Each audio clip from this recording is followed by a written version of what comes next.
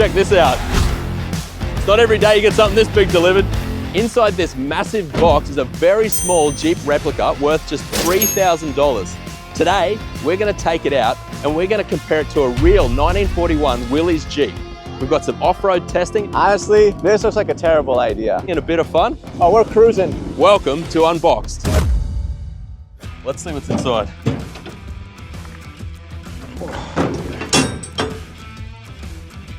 We're gonna have to get this box out and see what's in it. Oh, I'm gonna need help.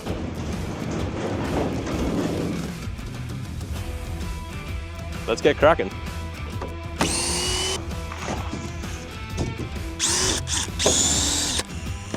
Here it comes. There it is. Wow. Look at this thing. Abracadabra, rubbish away. Here it is.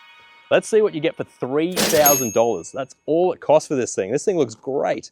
Look at this. You've got metal grille at the front, just like on the real Jeep. Round lights. You've got this front bar with the rope. Looks great. Big knobbly tires. I think they're a bit different shape to the real Jeep, but I think this is meant for performance, so that's why they're on there. On the front bonnet, you've got this star with US Army. You've got this little screen that pops down at the front. Mirrors, the side here, just like the real Jeep. No doors, so easy to get in. Comfortable too. You've got seat belts here. In the front here, all the gauges are working. You've got heaps of switch, on switch, your light switches. It's a 3-speed, which is cool. Right, coming around to the side, got a little flag here. We've got jerry can to wheel. I'm so impressed with this thing, $3,000. But the cool thing is under here, in my opinion. This thing has a 125cc 4-stroke engine, which lets you go 60 k's an hour, which is crazy. But you can also register this thing. It's road legal in some countries. Can you imagine driving around in this thing? I mean, that's so cool. I can't wait to test this out.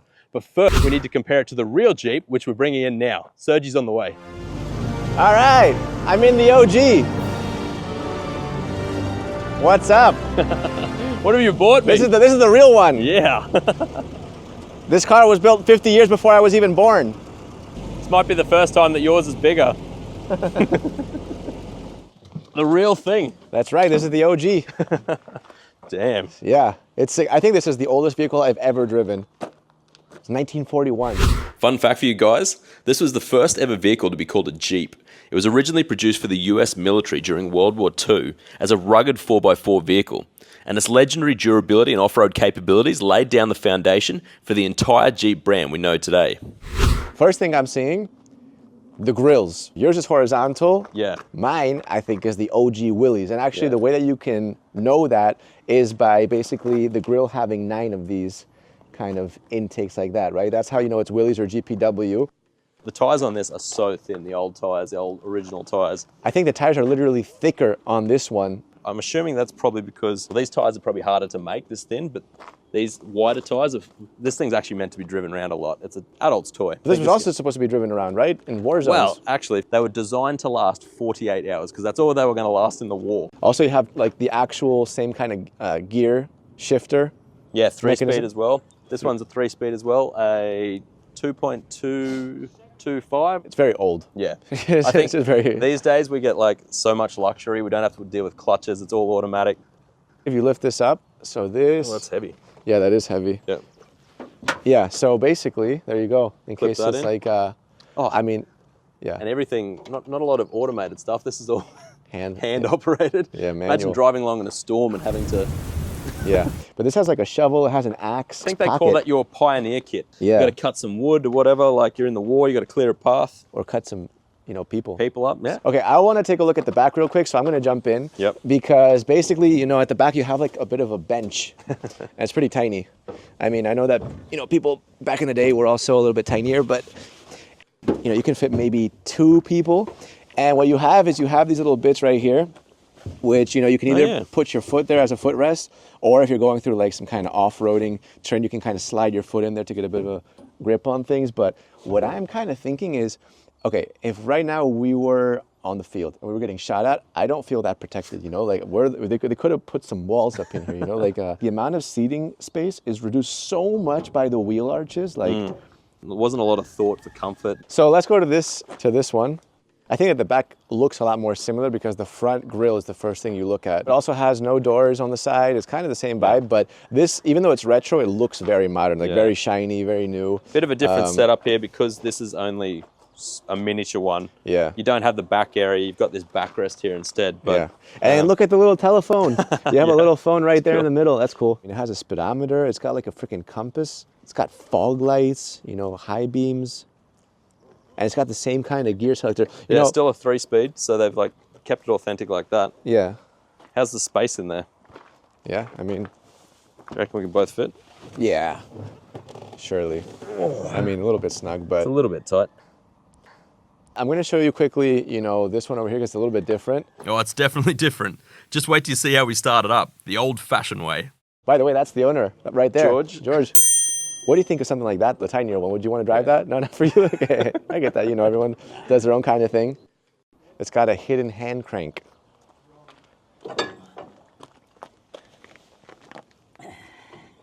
Oh, I think we need more muscle than that. I think we might need Nathan. Nathan, you just got shot in the knee. Okay, there you go. He turned it on, but he got shot in the knee. Okay. Pull it straight back. That's perfect. Yeah.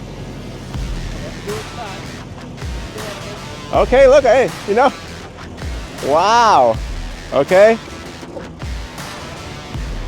While we would have loved to push this 1941 gem to its limits, we don't really want to compromise a piece of history. Thanks for letting us drive it, George. Right, before we get to the testing, check out sbxcars.com, our new online car auction platform. If you like rare cars, supercars, classic cars, whatever, check out sbxcars.com. Link is in the description below. Okay, let's go. Simple as that. Here we go. It's time to begin our tests. First off, we're doing a bit of a test drive. I want to ride. You hopping in? Yeah. Okay, let's do this. Oh, that is tight. tight. Well, it's like a seatbelt. We're definitely not going to fly out of here. Okay, ready? Oh, man. I don't know about this. We're going to flip. Let's see how quick it goes. Ready? Oh, no, no, no. No, do not turn. We're going to flip. He keeps turning this way because it's my side. I don't think you trust me. I'm good. The first test is all about handling. We're laying out some cones to try and see how this tiny Jeep will handle all these extremely tight turns. Serge, you ready? No, but okay.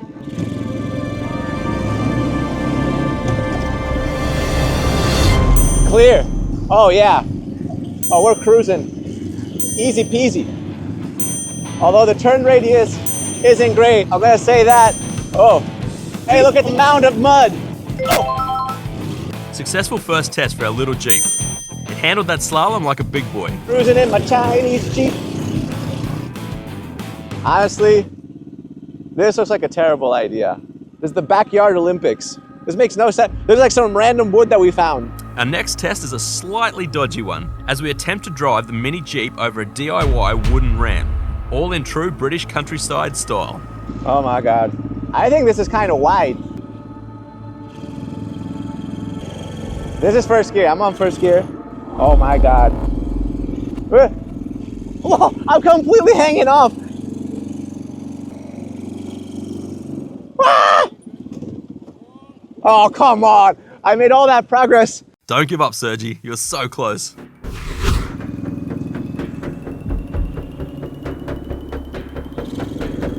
I'm like totally crooked. Famous last words.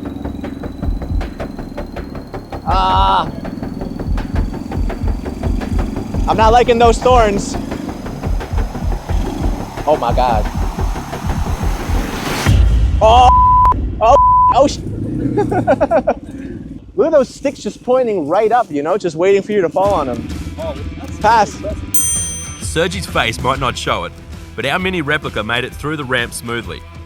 And for the next test, we're seeing how it handles driving on an incline. Okay, next we're going to test how it handles an incline. That's what I'm doing? Ready, Serge? Yeah.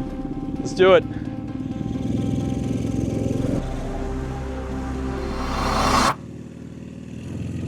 All right, well, I'm gonna hold on. Oh! Honestly, I love the gears on this, on the little mini Jeep because it just feels like, you know, very mechanical. That was a kind of pass. But time for our final test, and I'm joining Sergi for this one. Okay, so the last test, we have to both get up this muddy hill back to get out of this place. Yeah, and it's actually a little bit steeper than it looks. And it's pretty bumpy and pretty soft, so... Yeah, and the sand is like deep, you know? I'm dubious. As much about his driving as this thing. Okay, let's do it. Punch it. Nah. No. Back to first gear. We're good Oh, in okay, this first. is okay. It's handling this muddy uphill drive really well. Very impressive.